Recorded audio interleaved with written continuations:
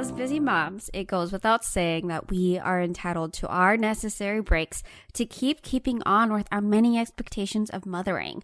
And me, your host, Flantha, is the mama down to join you for the necessary distraction we all need when life gets too hard, too real, and too much.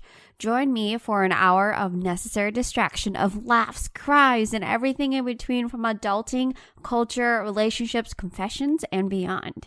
Welcome to the Necessary Break. I'm your host, Flantha. We have the coolest chat with Courtney. She is who I want to be when I grow up, from cultivating her business growing up to having a killer singing voice, a little girl mom of two under 3.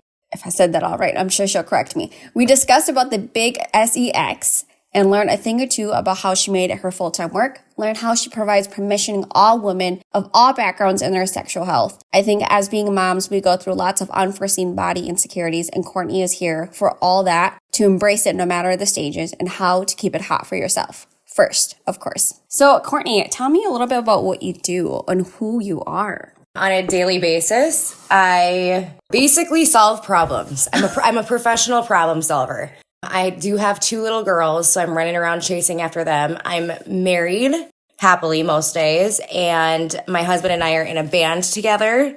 He plays the rhythm guitar. I'm the lead singer, front woman. It's actually how we met 7 years ago, and we still do it today. The other thing, I do hair on the side. It was my full-time gig for almost 10 years, and now I just do it 2 days a week. And the rest of the time I spend home working on my other side gig that is now my full-time gig. Yeah. So what is that? Oh, pure romance. So I have an open door policy with all women to come to me, and we just chit chat. We talk about everything. It's not even always just sexual. It's relationship. It's mental health. I recently had a miscarriage and had posted that on Facebook very transparently. I wasn't fishing for any sort of condolences or any of that stuff. But I had so many people reach out to me to be like, oh my God, I just had a miscarriage, or I think I'm going through a miscarriage, or just, oh, I think I'm early pregnant. Like what? And so I just open up doors. Like my entire life, I have always had an open door policy of feel free to come to me for anything. Yeah. And so that really co-mingles with pure romance, because I can do that for women. I've always had a passion for helping people. I swear to God, in my past life, I was a nurse. I'm not smart enough to do that.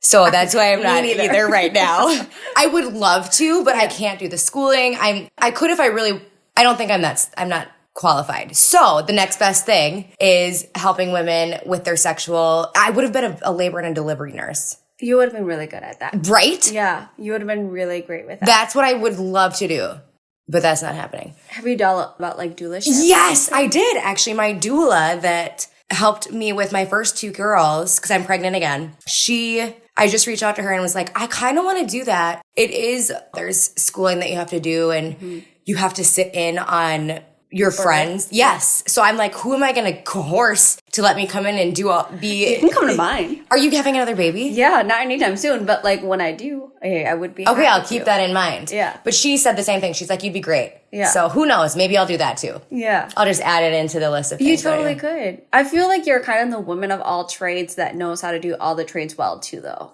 I know a lot, or I know a little bit about a lot of things. That's kind of how I am. But like the little bit that you do know is so intense and so like thorough. You know passion. I mean? There's passion behind it. There's passion, but I also notice that you take a lot of time to be good at it too. Yes. And so I have like a weird fear of like... It's not like you're just like diving out into whatever you want. It's more so whatever you want, you're great at it too. Yeah. And I think you got to practice to get there. Yeah. And you kind of have to screw up. I remember my first pure romance party. Mm-hmm. There was 2 girls that showed up. It was at my house. I was nervous and I didn't know. I've never been to a pure romance party. So I literally opened up the thing and I didn't know what coochie cream was, which is our shaving cream, you know. And this girl that knows all of the things, like she is a connoisseur. She probably should have just been a consultant. She's like running my party. Okay. So then we go back in, I sell her all the stuff, thousands of dollars, like $1,400 was her thing. I get back and I realize that I gave her my discount. Yeah. So I made this huge $1,000 mistake. Yeah. And so I was like, what do I do? So I called her and was like, girl, I made a huge mistake. can you pay me the rest? Yeah. If not, that's okay, but I just wanted to let you know. Yeah. And she did. Oh, sweet girl. So you got to make mistakes. Yeah. Otherwise, you'll not. And guess what? I've never done that ever again. Oh my God. I totally get that because at one of my parties it was like on the app and I don't know what it was. It like popped up or something and I thought that like I pressed cancel, but instead it added. And so she had received all of her stuff and she was like, what is this big thing? I did not buy the penis. Like, what in the world? And I'm like, well, I mean, I didn't catch it and you didn't catch it, but you paid for it. And you know what I mean? Like you saw the whole like order form on your email and I'm like, sure. I was like, if you want to, I'd be happy to take it back. And she's like, it's fine. I already used it. And I'm like, what are you talking to me about? Like, why are you upset? Like, I can't return it if you've used it. Oh like, my God. What? And so and she never even caught it on the... She never caught it. And so it's like she just was happy that it was hers, but then was later used it and was discouraged and was like, I don't like it enough, and therefore now I will complain. And that's annoying. Like, what? Let's talk more about this. Yeah, it's like, what is it that you're really wanting at this point? Because you must have been satisfied enough to complain about it. So, right. You know what I mean? So it's like, I'm happy to have that conversation, but what are you getting at? Mm-hmm. You know? Yeah, give me all of the information. Mm-hmm. What's the intent here? Yes. What is the intent? Yeah. Because I can no longer return something that's has been in used. you. So that's my with favorite. you or with your partner, it's just like, what do you like from woman to woman? What would you like at this point? And then she ended up doing a second party, and I'm like, cool, and she got her stuff for free. Then she got all of her stuff for free, which I'm like, whatever. When I won, you won, end of story. Like those are some of the experiences that I think as a business owner, like you kind of just go through and be like, yep, that's part of the job. Oh, 100%. Mm-hmm. There's always, I love knowing that I can have a conversation with somebody, get down to the really big root, because you ever find out that what they just messaged you about was actually had nothing to do with what they're really upset about or whatever. Sometimes they just had a really shitty day. Yep. So you're like, tell me more. Like, let's get into the nitty gritty of it. And no, I don't want you to send it back to me. That would be weird. Yeah, that's weird. This isn't college anymore. Yeah. Like selling your used stuff. Yes. I think my issue was always like that. Mm-hmm. And also like it was frustrating because I was someone that they had access to. So like say if you were to go to a sex store, you can't just go to like the counter and complain about like how horrible your day was. Mm-hmm. And you would never would. You never would. But somehow because they had this access, it made it more, I don't know, vulnerable to them to want to tell me about their day, which I'm fine with that. But please don't bring in your order or how something was wrong when nothing was wrong, because now I'm frustrated because I wanted you to have the best purchase and the best opportunity. And again, this is talking about sexual health. Like the point was that you were empowered. The point is that I empower you. The point is that I am growing my business and that you are satisfied customer. Like at the end of the day, that's still business. And I don't know if you ever experienced that, but that happened to me a lot where it's just like, I get that this is personal, and what's the business aspect? Yeah. What are you upset about? You got to find the fine line. Mm-hmm. There's been so many times I've been like, am I getting screwed over? I try not to think that way. Mm. And now I feel like I have such a good grasp on my clients, and my relationship with them isn't just business. It's a legitimate relationship that nobody's going to screw me over. Mm-hmm. And if they do, I have 2,400 women that will just shun them out of the group. Yeah. You know what I mean? That's like, so awesome. There's no way. Okay, so let's back it up. How long have you been with Pure Romance? It'll be 3 years this April. So how do you keep winning? I just show up I love it. Like this is, anybody can be really good at anything they want to do as long as you're having fun doing it. Mm-hmm. Once the fun is gone, it's a job. Mm-hmm. To me, this isn't a job. Mm-hmm. I get to have conversations with women. I get to help people build their own team, and it's working. So for me, when I'm winning in my business, it's when I get a text message from a team member that says they were able to pay their electricity bill this month. And I'm like, I remember those days. Mm-hmm. I remember not knowing if I was going to be able to pay a bill. Mm-hmm.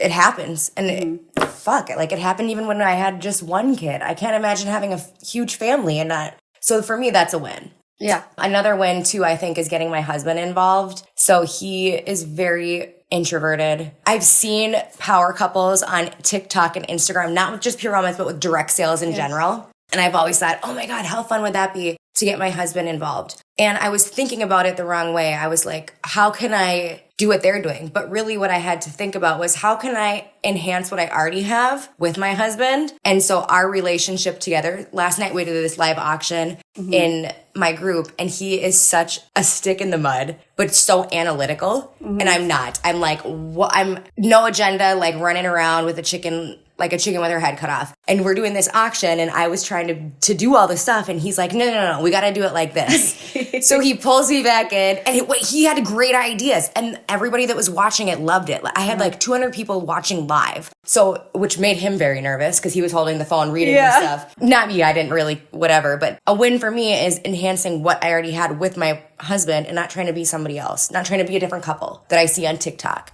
And do you ever see that? The husbands that are doing all the funny jokes and stuff with their wives? And I'm like, my husband would never do that. My husband would never do that too. Never. We're a little bit flipped in that I can be an introvert. Like naturally I am more of an introvert. But when you talk to me and everything, if I like you, when you open up, you get my extroverted side.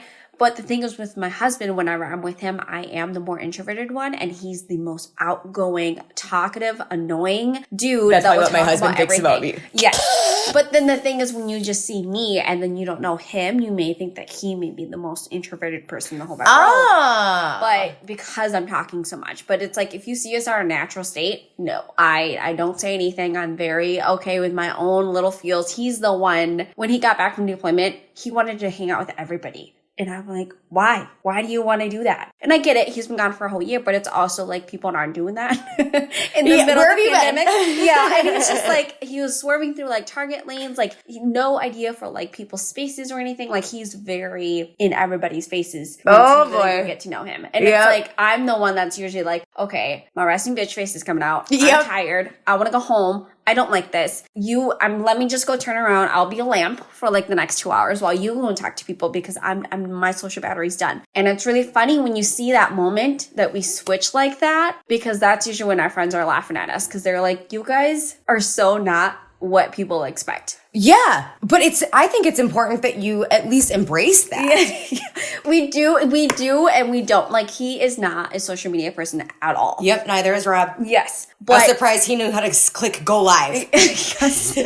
So even when I had Parker helping me out with that, he had no idea how anything worked. He didn't know how the app worked. He was like, how does this connect with the website? Or, they should just look at the website more often because it's more straightforward. And I'm like, you were so old, dude. So it's really funny when you see that. When I try to be like a TikTok couple, I'm like, if I just hit record, you would be the funniest thing. You would bring us thousands of views. Do it just for him. And he won't. He won't. For the life of him, he won't. But this guy is so much more wittier than me, and just his comebacks are so smart. And I'm like, why can't you just, But you have to have a camera on at all times. Exactly. And if I do, he gets socially awkward. Like, he would be the dude that set him up in your house. Like secret ones. I would love that. Baby cams. I would love that. I actually could do that because I have all these baby cams in here. Yes, you should. I'm thinking of ideas. You should do that. You should do that. It would be so hilarious just to see that dynamic. I love you guys together. So that's what I think people like is because we're real. I'm 100%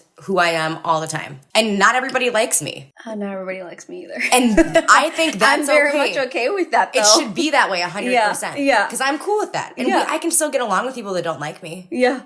I live with one. Not Rob. Stop. We have a roommate. Rob's friend's living with us. And we don't jive very well. Yeah. So, yeah. And that's okay. I even told him the other day, I was like, I've lived with hundreds of roommates and only one of them has been great. Yeah. You're not it. Yeah, you're not it. And he looked at me with like this red face. I'm like, there's nothing wrong with that. You're just not. Yeah. I could never live with you. Okay, so my question is, let's go there. So how do you deal with other women that don't see you as another woman that they can go to? Okay, rephrase that. How do you deal with women who don't like you, but you like them? Or how, especially in the business that you do, how do you build that community when women are not as bold as you are?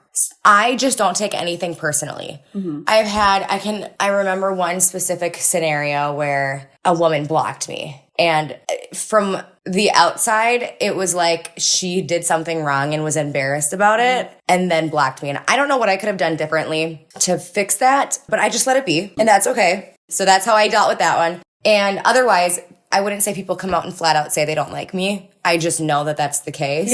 Yeah. And nobody says that. Like I think I have enough, I've put up enough wall so that people know that even if you say that to me, it's not going to affect anything that I'm doing. I'm going to continue to doing the same thing that I do every single day. That's so awesome. See, this is why I want to be you when I grow up. I do have a stronger personality, but like I'm a human person and it really sucks when it's another woman. And it's like, for me, I've just worked so hard on myself to be a good person and to believe that I'm a good person. And that when somebody's like, I don't really like you, it used to hurt me, but now I'm kind of like, cool. And I hope you find some love for yourself today. Like, is there anything I can do to help you figure that out? Because for you to project that onto another woman that's trying to do something better with their life. Yes. You shouldn't, you know what I mean? Like, it just confuses me. Like, now I'm like, okay, well, I'm sorry you had a horrible day or whatever that happened to your day, because I know I did my part in being a good person. Does that make sense? Yes. And that's important too. Yeah.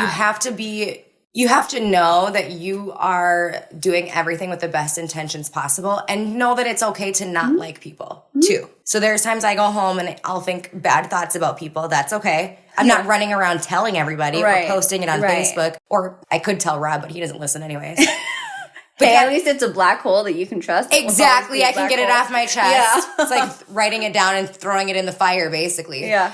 But I don't think you should take anything personally. Because if somebody doesn't like you, it's something wrong with them. Yeah. So when I come home and realize that I don't like somebody, so let's say my roommate, for example, I know that that's something there's wrong with me. So the reason I don't like him is because of X, Y, and Z. And the reasons I don't like X, Y, and Z is probably because I do X, Y, and Z and don't like doing X, Y, and Z. So because I don't like him, that doesn't make him a bad person. Right. I also don't really like men that much either. So that's probably a lot to do with it. However, my point is, if somebody doesn't like you, it's something that they have to work on. If you don't like somebody else, it's something that you have to work on. Write it down, figure it out. I think that's amazing advice as grown women who are still learning a lot about themselves. I feel like a lot when I was helping a lot of women when I was in pure romance, a lot of it was helping them find their voice. And a lot of it was helping them. And validating it. Yep. And keep encouraging that voice to get louder and louder for themselves. Yes. That's the one thing I found about that community, that even if I had nobody commenting or liking anything I did that day, it was always within those small messages throughout the day where it's like, hey, Flantha, I was just thinking about you today. Or like, I thought about what you said. And it's like, please don't share this, but I really thank you for being that voice of reason. Yes. And I was like, yeah, that's why I kept doing it, because it's like, even in private and they weren't okay with it being public knowledge, I was fine with that because it made them feel better that day. That means I did my part. Exactly. Yeah. Yep. And that's where the big magic is. Like, that's truly what it's all about. Ask me how many times people don't comment on my stuff. I guarantee it happens all the time. I never noticed because I don't give a shit. I'm still going to post. I remember you gave me that advice. You were like, actually, just don't even look at the likes or the comments. Just keep going. People will see it. People see this stuff all the time. And oh my God, I keep bringing up the miscarriage thing, but that's when I had this huge aha moment of people are watching everything that I do. And whether they're telling me that they're watching it or talking shit about it or being like, dude, this girl is true. That's true. Yeah. Or like, oh my God, this girl's so awesome. Whatever it is, they're seeing it and it's affecting them some way. And I know that I'm not putting anything yucky out there. I'm being real and authentic and letting people know that I'm safe. You can come to me for anything. Yeah. And so when I got these random messages from people I have never talked to. Yeah. On my thing saying their miscarriage. Oh my God. Like, I can't even explain to you how good it felt to know that people were watching.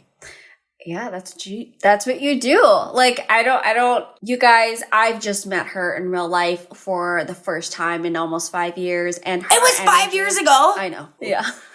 It's probably less because my daughter's not 5, so probably like 3.5 years ago. But it sure feels like that. Probably because I think our daughters are the same age. They are. Avery's 3. So is Willa. Oh, okay. Yeah. Yeah, they're the same age. That's why somebody connected us, I think. Jana? Yeah, Jana. That's probably why. I was going to say Julia. I'm like, her name's not Julia. I was like, Jana, yeah. Anyways, I didn't mean to interrupt you. No, you're good. I have ADHD, so don't mind me if I'm like... So do I think, undiagnosed. Yeah? Oh my God, know. we can totally talk about that. I was undiagnosed until this past summer. Oh. And it wasn't until I went to see not my regular doctor, to go see a specialist. outside of my therapist. Okay. Like, it's really funny because out of the whole thing, the whole experience, I think my therapist was most surprised because it took her of the diagnosis. Yeah, of the diagnosis, because she was just always like, her first initial was like, huh?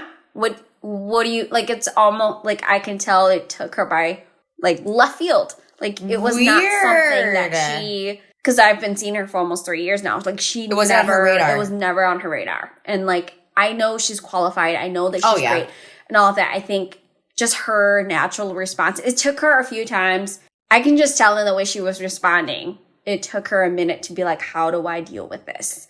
Well, it probably was like, maybe you're really good at masking it because it's been so many years. It's really funny because in a lot of our sessions, I was even like, are you sure I'm not like ADHD or I don't have a version of that? Because my obsession sometimes. And she's like, no, those are tendencies of anxiety and depression. It makes sense. But which they probably are too. Which they are. And so when I went to go see the specialist who specializes in women who have ADHD, he's like, no, you have depression. No, you have anxiety and you have ADHD. Okay, yep. So he's like, it's not one or the other. You have all three. And it's really hard he's like, these are, and in everything that I said, he was able to pull out like, this is ADHD, this is anxiety, this is depression, this is anxiety and ADHD. These tendencies are your depression episodes. And what causes them is because of these ADHD tendencies that you've learned how to mask. And I'm like, what? For how many years have you been masking them too? Right. And especially because for like school and everything, or like I was like, maybe I'm like dyslexic or something. Sometimes I don't know what the hell I'm reading. Or like it takes me forever. And he's like, it's not uncommon that women who have ADHD have a high correlation with dyslexia. And I'm like, what? And he's like, no, that's completely normal. Oh my God. This is weird as fuck because I swear to God, I have the same issues every time I'm like reading something. Mm-hmm. Yeah. I know I'm not dyslexic, but there's times where you're like, what am I even reading? You'll say it backwards. Yep. Say it backwards or you read it backwards. Yep. Okay. You should go get seen. I also then just think that's hilarious because I'm like, no, Courtney, you're just a hypochondriac. No, I've always been like that.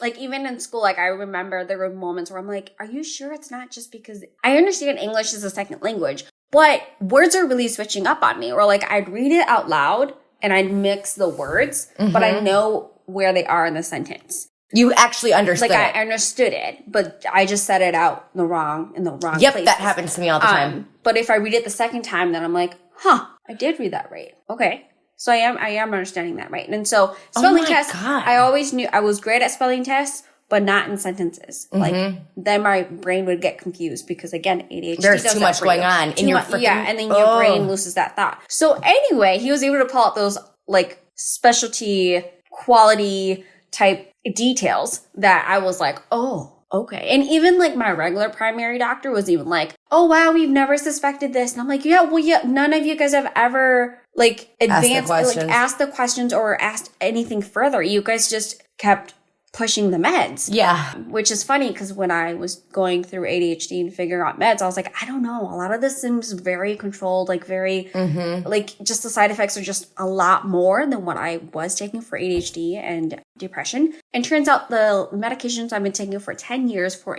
for anxiety and depression did not link with my DNA at all. Oh, they can test that stuff too? I didn't know that there was a test for this. Oh, that's kind of cool. Yeah. So when I met with Dr. Dan, I was like, the test results is that everything I've taken for the last 10 years, the series of them, don't even mix with my DNA. Like, so did you just switch up everything? Yeah, so I switched up everything and went with what it said I aligned with. And within the first try, I was like, wow, I feel better. I've never felt this. Like, I remember at 6 weeks, they were always like, oh, just call us in 6 weeks if it's not working out. Or that's if their the meds change. guideline. Like, I would do that. And I'm like, I felt worse, or I felt like numb, or I felt like it wasn't there, or you know what I mean? It wasn't the numb better. Feeling is... And the amount of episodes I was having was still constant. And so what part of the medication was actually working when in reality, my body was digesting all those medications because they were like, this doesn't work, this doesn't work, this doesn't work. So none of those medications ever took for me.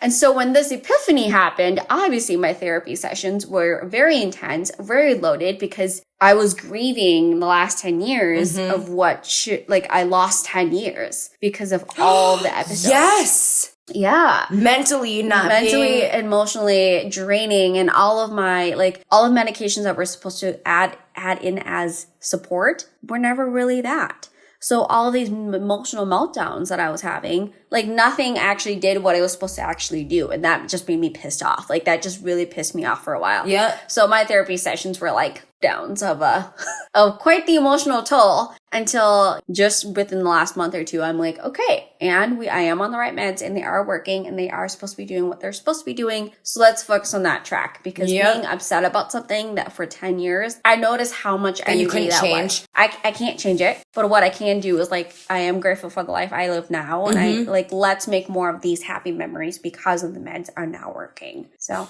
anyway, that's a snapshot. This is not my interview. This is your interview. Still, I like listening to it. Yeah. So I highly encourage it. It wasn't even until my husband was like, I don't know, ADHD is supposed to look different, right? And I'm like, right. Well, that's what we've been told. And nobody talked about that stuff when you were in school. Right. So I should specify. I have inactivity and hyperactivity. So I have both. Is that ADHD? Of ADHD. So I didn't even know there was two sides to it. Yeah. So women actually have both. And it's probably like, we do a lot more stemming. Like we're on our phones, we're scrolling a lot. We always have something in our hand, or we're always to stimulate that part that we can't, to help calm ourselves, because we don't have the big activities where we're always outwardly outside of ourselves. We're not always looking for that stimulation where like we need to be jumping all the time. But we do sometimes. Sometimes we like that because we like the adrenaline that we get filled up with that. And that fills our brain. I don't know how it works, but that like I had both. Or something. Yeah, I had both. And in my life, I was like, that makes a lot more sense. Yeah, when you put it all out like that. Yeah. So. But God, to take 10 years to figure out. Well, the thing is, I didn't even know a test existed. And I didn't know that you can go get help outside of school. I didn't know, you know what I mean? Like, I didn't know, like, testing could be done. Or it was shameful. Yeah. It was, like, shameful. Or, like, I grew up in poverty, so those resources weren't available. And my mom didn't have the access to be like, something else is going on. You know what I mean? Like, she was a little bit preoccupied being a single mom with some kids. So there was that. Anyway, can we talk about you? I feel like I've been talking. So Courtney has beautiful, vibrant blue hair, and she's a hairstylist, and she sings. She didn't mention this, but her husband is also in the same band. Yep.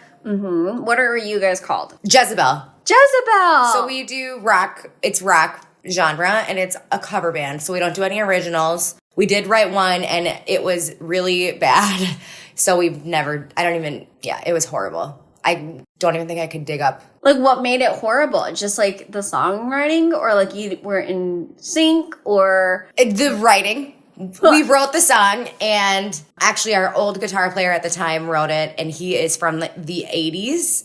He's 50 years old right now, but his genre of music was in the 80s. So he liked that hair band, all that 80s music. That's what the song sounded like. And I had to put lyrics to it. So it was just, oh my God, it was so bad. Like, is it out there? Oh, hell no.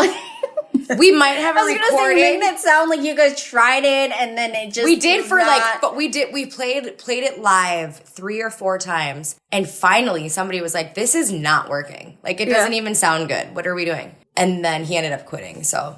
Oh my gosh. So are you guys like filled up for this spring and summer? We only gig actually once a month. And then I gigged last pregnancy through 9 months, and I peed on stage.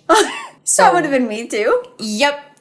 I wasn't wearing underwear. I was wearing a dress, so it was just pee. Oh my gosh, they probably thought you were like sweating really hard. I think they thought my water broke. Oh. It didn't. I totally peed. Yeah. So we're stopping. I'm due in September, so we'll stop in June. And then we'll take June through September, maybe November. It depends. Yeah. I don't know. We do it for fun. So we make like $100 each every time. It's totally not for the money. It's just because it's really fun. Yeah. And remember earlier I said you have to do things because they're fun. Okay, when you're 9 months pregnant, it's not fun. I bet. No, it's horrible. So uncomfortable. Yes. Sorry, as a mom, like, My pregnancy was pretty awful. I had sciatica really early. I had, yes, I had that with the last one. I had, what is it? Relaxin, that hormone that relaxes your hips. So did they just go like this? They just kept expanding and expanding. Mind you, I had that at like Same with your feet? Yep, at 19 weeks. And so it just, my hips, everything was always moving. So I had to have like wear a belt thing? It was like a belt stomach thing for 21 hours of 24 hours of the day, just because I was in so much pain. Like this, I wasn't even, And mind you, I like puked up to 24 weeks. Morning sickness? Yeah. Like I couldn't keep anything down other than Teddy Grahams and Oh, that's what I've been eating. That's hilarious. Yep, that's the only thing. Like that. Everyone's like, what do you eat? And I'm like, literally just 10 grams. I need the calories. Yeah. And I'll take my vitamins. Yeah. And so I couldn't even take like the vitamin D that you're supposed to, or like the iron or whatever that you're supposed to take. Yeah, I think both of them are in. I don't even know what's in them. Yeah, I don't know. And everything turned out just fine. I was like, everything turned out just fine. She came out fine. She came out in 15 minutes and she was fine. That's the kind of shit that you got to keep your mind focused on. Yeah. Everyone's too worried about doing the TikTok way and the Instagram way. And it's like, no, everybody's different. Everybody's story is going to be different. Your story is the only one that matters. Yep. And your baby is resilient. Trust them. They know what the heck they're doing. Yes. At like 20 weeks and I was like puking the whole day. I'm like, honestly, I had a moment where I'm like, I don't understand how you're still in me. Yeah, like you think you're going to puke it up. Yeah, I'm going to like puke this baby out or it's going to come out the other way. I've heard that a lot. How much that feeling I was in your pain. head. Yeah. So when she came out and the way she is now, I'm like, yeah, you were resilient from like day one. Like you have no idea what I went through. Yeah, I was like, I should have stopped second guessing myself and just trusted the you that I created because you knew what the process hell you were doing. Yeah. Well, it's out of your control. Mm-hmm. That's another thing I didn't like about being pregnant. I'm okay with it now. I finally am like mentally, I'm a control freak. Uh-huh. And when I was pregnant with my first, yes. When I was pregnant with Willa, my sister-in-law was like, why do you hate being pregnant so much? Not that there's anything wrong with that. Yeah. And I said, because I'm not in control. I don't know if this thing's going to die. Mm-hmm. I don't know what's going to happen. I think you also have a lot of trauma from that too, though. Well, probably. Yeah, actually.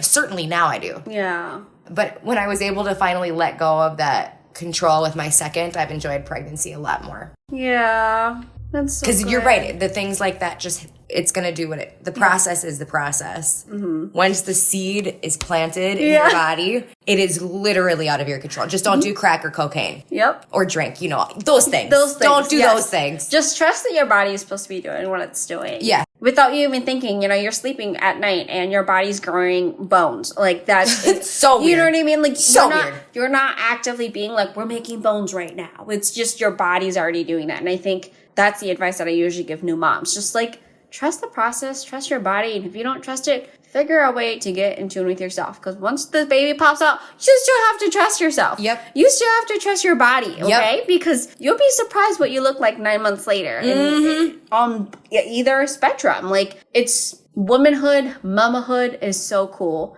And I wish there was more insight to it. And I'm sure you can tell, but I'm a little bit more on the crunchy side where it's like, I totally trust like doulaship and everything like that because after I had my first baby, I was like, holy shit, women are cool. Oh yeah. Yeah. Oh yeah. Big time. Yeah. Like the shit that oh my God. I remember looking at my husband's face and he just looked like he didn't want to be in the room anymore. I didn't want to be in the room anymore either. Like, get me out of here. How do we get this faster going? Oh my God, this is horrible. And you're doing it for fourth pregnancy. Yeah. That's crazy. Fourth one. That's so weird. But I only have... How many babies are you guys planning to have? Well, just last night I was like, oh my God, I kind of want to have another one after this. And he looked at me like I was crazy. I can see us having 4 kids. I can see you guys having 4 kids too. It's so fun. Like, our parenting style is organic, which I like because there's no... I am type A in the fact that I'm a control freak. My house has to be clean. Like, I have OCD so bad. Like, I'll be walking around and find dust and I'm like, what the fuck? I gotta clean that up. Yeah. In the middle of dinner. Yeah. And Rob will be like, sit down.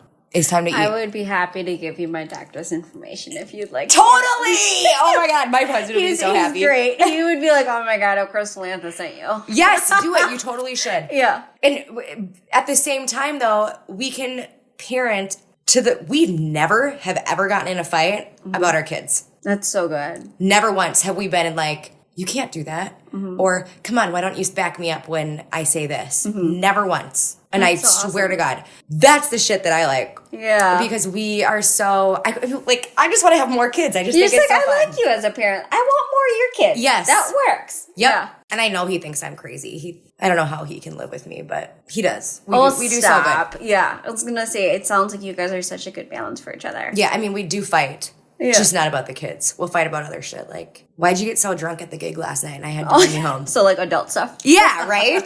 Regular. The fun fights? Yeah.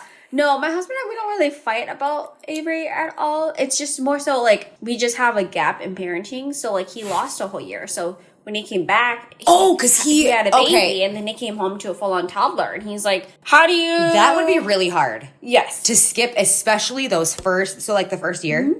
So to see, I know a lot of men don't connect with their baby. Rob didn't with Willa for probably the first full year. But I think you still have to go through that. You still have to be there to have experienced that, to Yes. know how to parent the next day. Yep. And like he lost that. So when he came home, we never had fights about parenting, but Because he just probably trusted everything you said. Yes. And then it got to a point where like he would try things and I would let that happen. And he'd be like, why'd you let me try that? And I'm like, That's what you did. Have to. Yes, that's exactly what you did. Yes, and I was like, I didn't have somebody else where I can like, it's hard here, parent. Like, I that's let not you make fair. your mistakes, and then he'd get upset that I let him make mistakes, and I'm like, but you both survived, and then he'd be upset, like, but you knew better, like you had better ways, and I'm like, but the only way that you're gonna learn the better ways is if you did it yourself, and like, why are you mad that I'm letting you parent? And like, is that how you learn in general too? Like, are you a learn by doing? Oh no, I'm very analytical. Like, I read so you're like everything. Rob then. Yeah, I like read everything and all that. But I like, don't read shit. Yeah,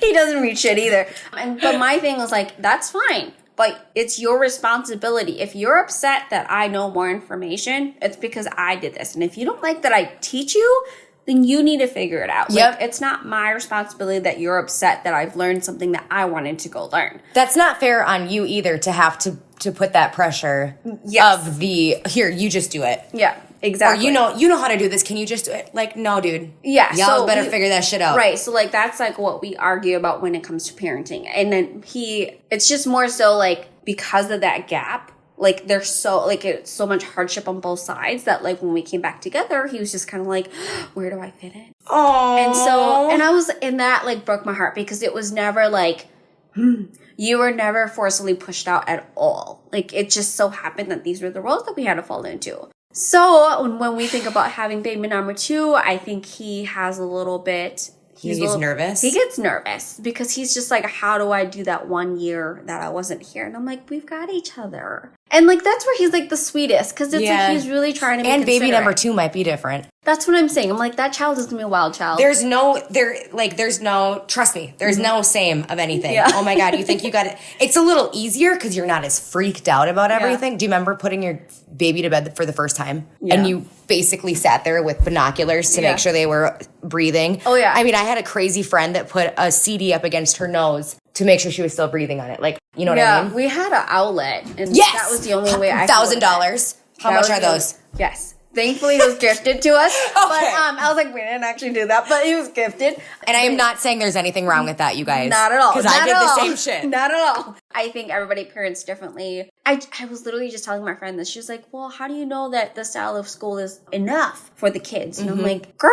You try it. The way that you parent your kid and however the way is easier for you to manage them going to school, that is on your own record. That is on you. Like that. You don't have to tell anybody. That has nothing to do with me or how I parent my kid or how I would like my kid to be in Montessori and you don't like that. That's fine. Yep. That has nothing to do with me and that has nothing to do with you. So if you're asking for advice how to be more confident in your decision to pull her out of Montessori school because our kids are best friends, okay, what do you need? do it. What do you need the encouragement? Like, I'm glad your kid is in school. Like, I'm glad you're doing what's best for your kid. Like, that has nothing to do with me. And I don't think any less than you. You are that kid's parent. parent. You know what I mean? Like, that's not my kid or anything like that. And this is why I love this podcast, because this is where all moms can neutrally come together and just be parents and own just being the parent of your dang kid. Quit judging anybody. Exactly. Like, because remember earlier I said when you're judging somebody, it's because you have an issue about it yourself. Exactly. So if that's the case, just shut your fucking mouth and write down why you don't like this person or you're judging them. Figure out the reasons, work on it yourself, boom, you're a better person. Exactly. And you can even pat yourself on the back because you figured that out. You should pat yourself on the back, because there has to be something said about realizing that you are wrong. Not wrong, just that you're learning and you're growing. Yes. Mm-hmm. That is what we need to do. Mm-hmm. If you came into this world knowing everything and doing everything the right way, what fun is that? Exactly. And also, I feel like then you lose the account of what being a human being is. Exactly. Like, your mom and your dad don't know how to parent your child better than you. I'm sorry, they don't. Yes, they don't. You know how to parent. I always mention that. I was like, I don't care how close you are with your mom. Your kid came out of you, you, not your mom. Exactly. And your kid is always going to want you over Nana and Grandma. No matter how much you force that relationship, you will always be this kid's parent. Mm-hmm. And yeah, I mean, there's been lots of studies on that, and I don't know. It's okay to set boundaries. Yeah, it's okay to set boundaries, and it's totally okay if it's new for you too. Yes. And it's totally okay if it's new for that parent or your parent. Everything's going to be new to you. Exactly. At the beginning. Yeah, that's my one encouragement to new parents. Just like, it's okay that you're learning how to be a mom for the first time, and it's okay that your kid is learning how to be a kid. Yes. Like, I'm still learning how to be an adult. Yeah, I was like, everyone's learning things for the first time. Like, when has why is it a taboo to now learn how to do something new? Mm-hmm. Yep. I'm gonna have some water here. I do see a lot of people posting on Facebook, on my Facebook timeline. I have an interesting point of view on it. So somebody posts something, it's a meme that says, let's say, these are the reasons why I don't X, Y, and Z as a parent. You don't have to post that. Mm-hmm.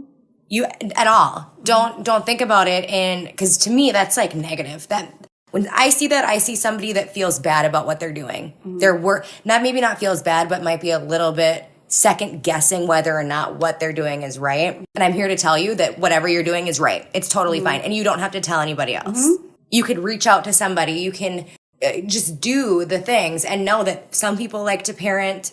What is the word? Attachment parenting. That's how we are. We're attachment parenting, which sounds really gross. Mm-hmm. I'm like, that sounds like we're helicopter parents. We're not. Trust me. That's what I would say. I was like, I promise you I'm not a helicopter parent. If anything, I'm the parent sitting in the background because my kid's got it. Yes. And I'm like, you fell over. Are you okay? Do you need a kiss? Yeah. Come here. Yeah. It's fine. And then there's people that practice other things like authoritarian, whatever works for you. Mm-hmm. You don't have to tell Facebook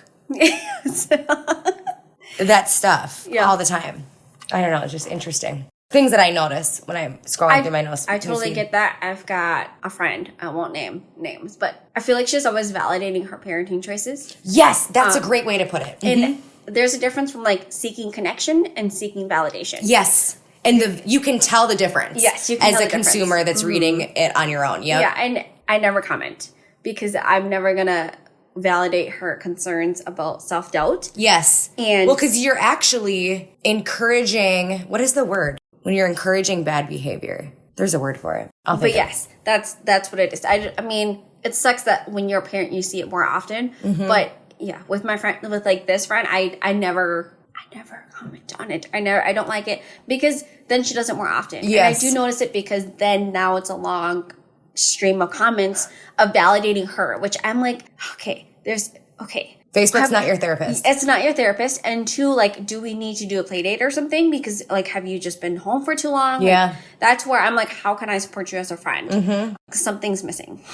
But I'm not going to validate this part that you're trying to validate of self-doubt. Yeah. You don't need to validate the self-doubt. You need more confidence in how you are already doing the good. And you don't have to say it. Mm-hmm. Yeah. I don't know. There's a fine line between it. Like you said, the validation versus reaching out for connection. Mm-hmm. Yep. Mm-hmm. Like my miscarriage post. Mm-hmm. I personally saw it as a way of connection. Yeah. Because of the way... Well, that's what it happened. Yes. And I think as women, we need more spaces of connecting. Just like this podcast, it's for moms to connect. That's it. Because as moms, we sometimes just need a second to just come back to ourselves. Yep. And I know when I listen to my podcast, that's what it does for me. Like, it gives me a second to just come back to myself while I'm already doing something else. I don't need more time to be taken away from what I already don't have time to do. Right. Does that make sense? Yep, 100%. So that's, when it comes back to being moms, it's like we need more spaces that invites connection. Yeah. And not just validating self-doubt. Yeah. Or lack of accountability. Or like judgment. I think I said this in one of my episodes. Like, I wish moms would just have a mutual understanding that everybody does it differently and every kid's different. And you know what's weird? Is I think that every mom does know that. But for some reason, we take everything as mom shaming. Because we're always so hypersensitive of how we're parenting.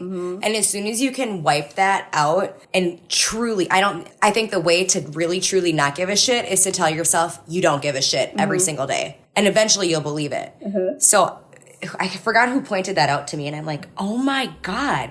So there's also this rule. It's called the 20-40-60 rule. Have you heard of it? in finances. Okay, nope. So I this was is like, in life. that doesn't, okay. So the 20-40-60 rule is in your 20s, you are worried about what everybody thinks about you. Mm-hmm.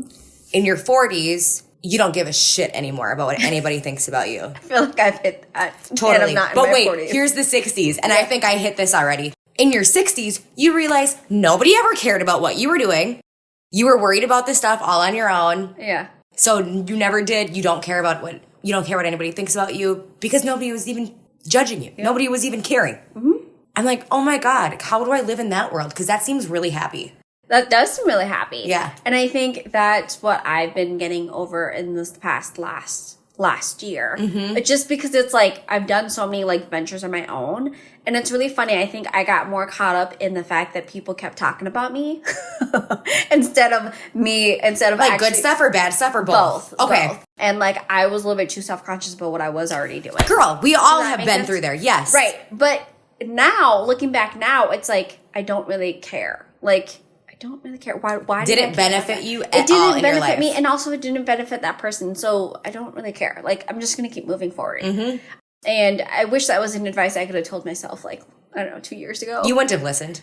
True, true. But it would have been nice to just have. Sure, that it would have been nice, but you went to listen. Yes. So now, and also, I've learned that everybody's so consumed with themselves already that like... Which is okay, you guys. Which is completely fine. It means that you're loving on yourself. It means that you're giving yourself attention. Yep. As should. And that's the part of the advice that I wish I would have known, because that would have encouraged me to have seeked out further in pure romance. Yeah, or just anything, or your doctors. Yeah, exactly. And ask more questions, for sure.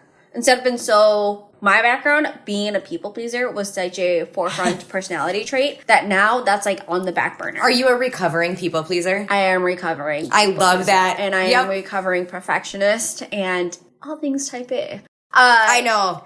Like you said, that was ADHD probably. That is ADHD. And it's so weird because now I don't feel the anxiety in my head. I feel it outside of myself. So I feel it more in sore thighs and sore arms because I exert myself physically more now because I'm working out the anxiety. And that is a trait I didn't know I was doing. So, for example, before I used to always have I would grind my teeth. Yep. And I didn't know why. Now I don't grind my teeth because I don't physically exert that. Does that make sense? Yep. But now I get sore legs and arms because of how much dopamine I have. I need to exert it more. So you're doing like little movements you're not realizing? No, it's just more so like instead of a 20-minute run, I'm now doing an hour run. Got it. So you're like actually doing more physical work. More physical work. I don't exercise, so I'm like, what is she talking about? Yeah, I didn't exercise. I don't know what she's saying. But like instead of just sitting, letting the dishes sit there, I'd actually do all the dishes and reorganize everything. Do you think that's our ADD? That was my ADD, and that's OCD. also when it came to my anxiety. I was always so in my head. Like, I was so compulsed by so much I had to do that I just sit there. Now I actually do everything that my brain is doing, which is not necessarily productive. But then now all the dishes are organized, right? Mm-hmm. Like the right way. The right way. And there's no speck or anything on them, like, because they're all clean. Like, nothing's in the dishwasher because everything's washed. Yep. And so that's what I mean by, like, me exerting out my anxiety outwardly now. And I never did that before. But at least it's a little bit more productive. Right? Is it? Because that was 2 hours that I could have been doing something else. But now I totally know what you're saying. Now I have all of the holiday dishes all nice and clean with no dust or anything. And you're not going to use them for another year. And you know what I mean? Like, it's just things like that where I'm like, I don't know if that was really productive, but at least it's done. Yeah. So, and I could probably take a self-check on that myself. I think I do a lot of those things. Yes. And it doesn't help that I have obsessive tendencies. So it's like it had to be a certain amount of clean. Yep. And or you can't even think. Yeah. So like when I mean I did the dishes, I did the dishes. Like patted them dry, made sure there was no like moist wasn't even the conversation. It was like they were dry. Like no dew points or anything like that. And they were all stacked in a certain way. And I had a count of them. Like it was weird, man. And I guess that's a plus side from being on the right medications now because I can actually tell you how many plates I have instead of it just being like, I don't know, there's a tub of them. And at least they're organized in there. I'll think about it next year. True. Yeah. I kind of like that though. Right? It depends on who you ask and what. Yeah, like I'm not complaining, but now that I'm looking at it backwards, looking at it, you know what I mean, in reflection. It's like, I don't mind it, but also at the same time, like, I'm just glad it's done. It's a new thing to worry about instead of in the past, I'd sit there and for 3 hours and just thinking about what to do. It was a weight on your shoulder. It was such a weight and it was so much. You got to rip off the Band-Aid sometimes. And it made it almost like crippling because it sent me into like a depression episode for like the month. And it's like, how did that happen? And I lose so much time. So I don't get that anymore, which is nice. I get more time back and I get more of being in the now. And I'm glad that it all worked out the way it did. That's why I said earlier, I could be upset about it. I could spend the time grieving it. And I did. I took the time to do that. I gave myself that space. And now I'm living here. And I'm so much happier doing this. Yeah. Like I can be presently here without all the anxiety thoughts. I can be here without thinking about what could go wrong. And that doesn't happen overnight. That takes a lot of practice, right? It's what I tell my therapist. I was like, everything that we've been working on for like the past 3 years, it makes sense now. Yeah. I can actually apply it and understand how it's working or not working. Whereas before it used to just be like going on foreign. Yeah. It's like I knew what you're talking about, but I didn't really know how to apply it, or at least I tried to apply it and it didn't really work out. So. And it doesn't fit into, maybe it's just timing. Yeah. Can be everything too. Yeah. God, it's so there interesting. wasn't clarity to know how to apply it accurately in a way that made sense in my life. Mm-hmm. Doesn't that make sense? Yep. But going back to it, I wanted to say, what were 3 things that you would tell a woman to destigmatize about their own sexual health? Definitely masturbate. Like, I think I just had a party on last weekend and this is the second time I'm now saying this out loud. When I was younger, my grandpa died. Mm-hmm. And I was afraid to masturbate because I thought he was looking down at me from heaven or whatever. That's an thought, yes. And so I said that, and like 4 girls were like, "Oh my God, the same thing happened to me," or whatever, like with my uncle or my dad or something. And I'm like, okay, so why did we all think that? Mm-hmm. Because we were told that it was like wrong. Mm-hmm. So definitely just know that it's not wrong. Yeah. My daughter sticks her fingers in her butt, and I tell her, she's 3. I say, honey, we don't put our butt in our... we don't put our fingers in... Yeah, we don't put our butt in our fingers. We don't put our fingers in our butt at the dinner table. Mm-hmm. Okay, we can do that in our own bedroom, and we wash our hands when we're done. Mm-hmm. So if you have children, in my opinion, I think it's great to normalize that stuff. Uh-huh. You don't have to encourage it. You can normalize behaviors that they're doing and let them know where we do those things and that nobody else does those things to you. And if they do, you tell mommy. So I guess my confession here, which you owe me one after this. Okay. Is one thing we're doing different with raising my daughter is the idea of virginity isn't a thing. Oh, I like that. Tell me more. Because it just shames women. Mm-hmm. And it makes them feel they don't do that shit to guys. They don't. Not at all. If anything, it's praised. But also with men, there's that pressure too, right? Of like, are you good enough after you've had it your first time? Like, do you know what you're doing? Like, my husband and I talk about that a lot of like virginity on the male perspective and on the female. And we're just like, whatever. It's a normal thing. You're 3. You already stick your finger down there. It's interesting. Like, please wash your hands when you're done. Yeah. I'm like, at least I would like you to know that you have 3 holes before you're like 14 and trying to put a tampon on. You know what I mean? Like, I want you to know like it's normalized and you've always had it. It's not like you had your period and then it appeared. Yeah. Like, you know what I mean? I feel like as 13, 14-year-olds, you do sort of live in that imagination world where it's like, where does all this blood come from? I don't know, pee hole? Like, and they're too scared to say anything. Exactly. I'm too scared, and like too scared to talk to parents or any adults, even a they'll teacher find or one. themselves. I'll guarantee you they'll be somebody, or they're going to go looking for it on the internet. Who knows what they're going to find? Exactly. And it's like, I would prefer that not to be their first way of figuring it out. Yep. I'd rather them know the names and know it's always been there and that it's normalized. Yep. I like that a lot. Yeah. So when it comes to her virginity, it's like, I'm glad that you enjoyed yourself. I'm glad that you feel confident in wanting to try whatever this is. And that has a lot to do with like me not feeling so uncomfortable talking about sex, because I know in my own history of it, my mom's never mentioned it. And so when the first time I did it, it was a secret for a while. Like everyone. Or shame. Shameful. Or shamed. Even with 4 sisters, we never talked about sex. Like with the sisters either. Yep. Like we don't talk body parts. We don't talk about whether you use a tampon or not. Mind you, we're all in our 20s and 30s. We still don't talk about this.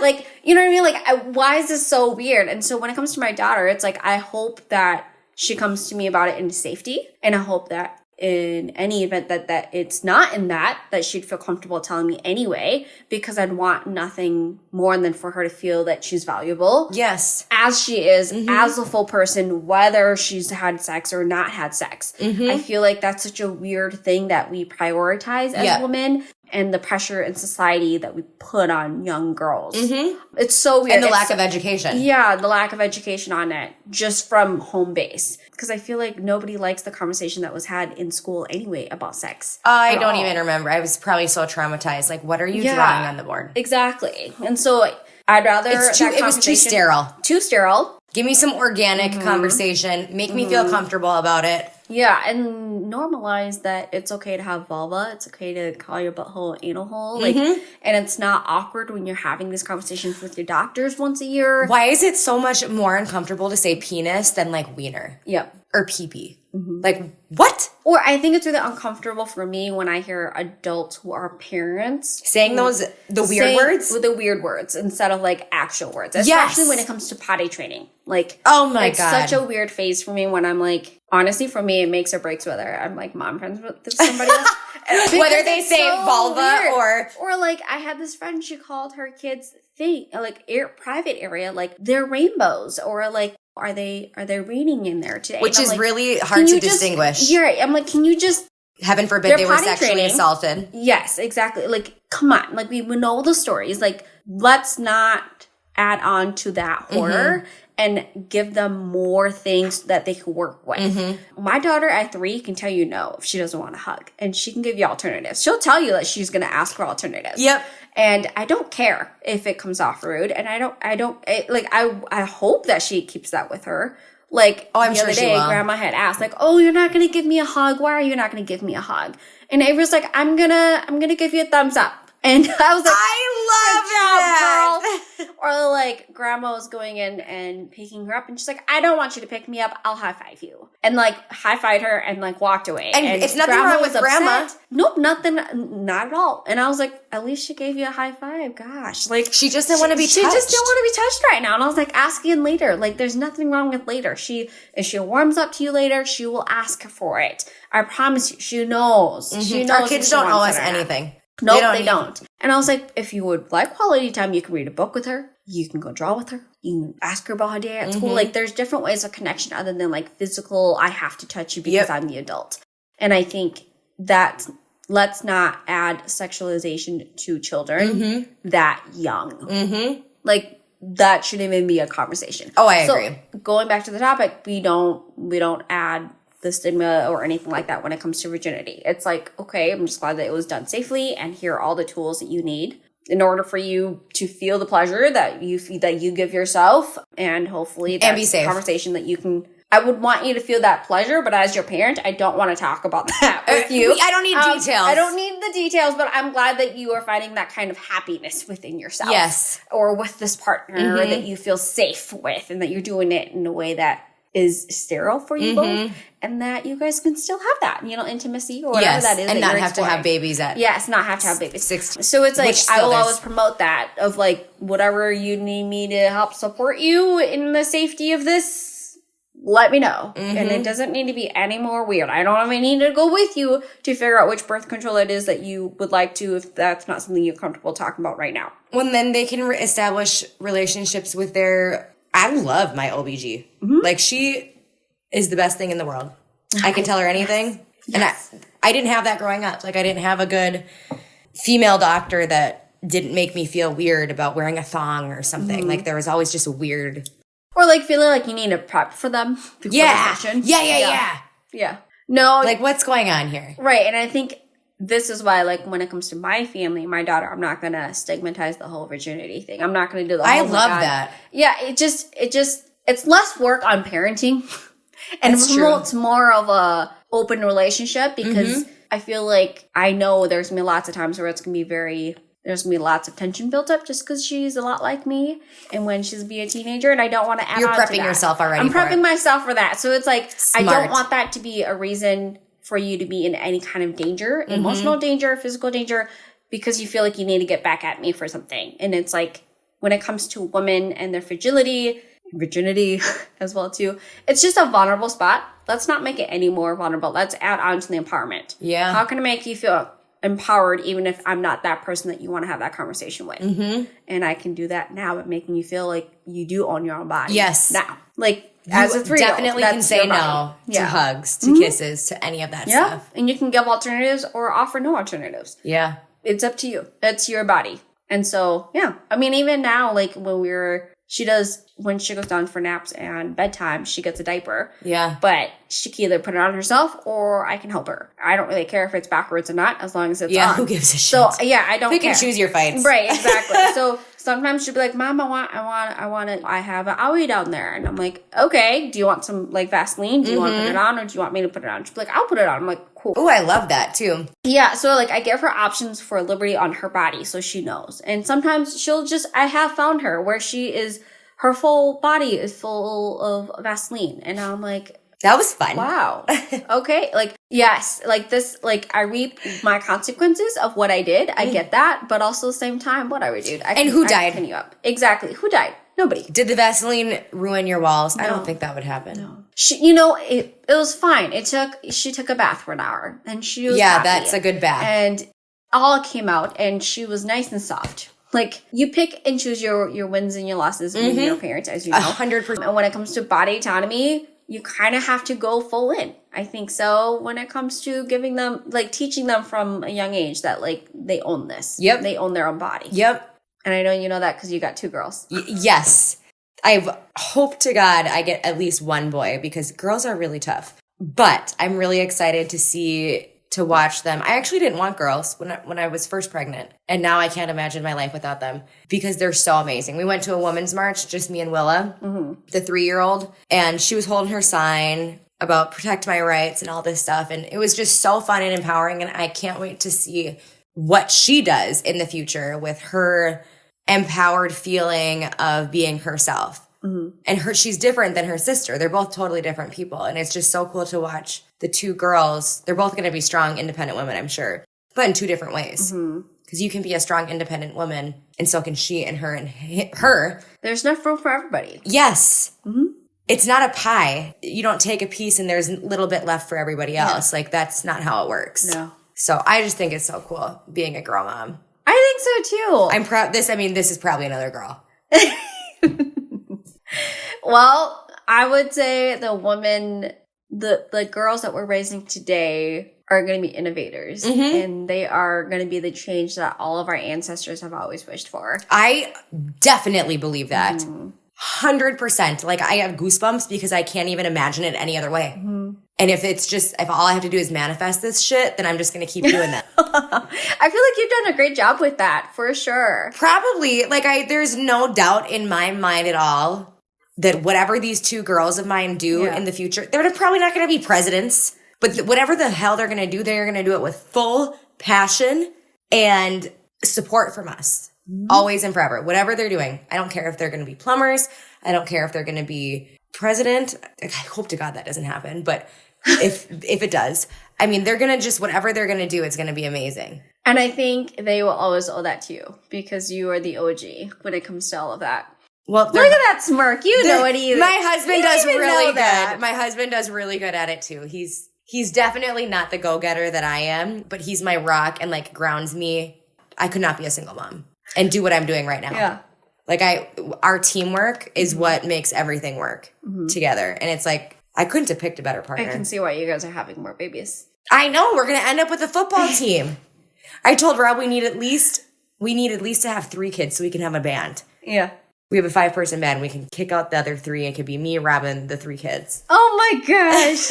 You guys probably would. And my family will be happy to support you. You let me know where. My daughter will probably want to join in some point. Oh my God, for sure. Wherever you would like to be, honey. Just wherever you would like to be. Yeah, I can see that happening. Well, Courtney, thank you so much for this conversation today. It's been so much fun. You're welcome. I'm glad you were able to come over. Yeah, thanks for letting it all work out. I didn't tell you, but we were having a lot of technical issues. And I hope that this conversation fulfilled that or balanced it out a little bit because hopefully you won't even hear whatever that's missing here. And this is going to sound amazing. So thank you for joining us. I can't wait to hear it too. Yeah. I think you'd like it. Thank you for joining us on this week's episode of The Necessary Break with your host, Philantha. We love that you enjoyed yourself with this episode. Send us a voice memo of your favorite moment, write a 5-star review, and click subscribe to be the first to listen to the next episode. See you next week.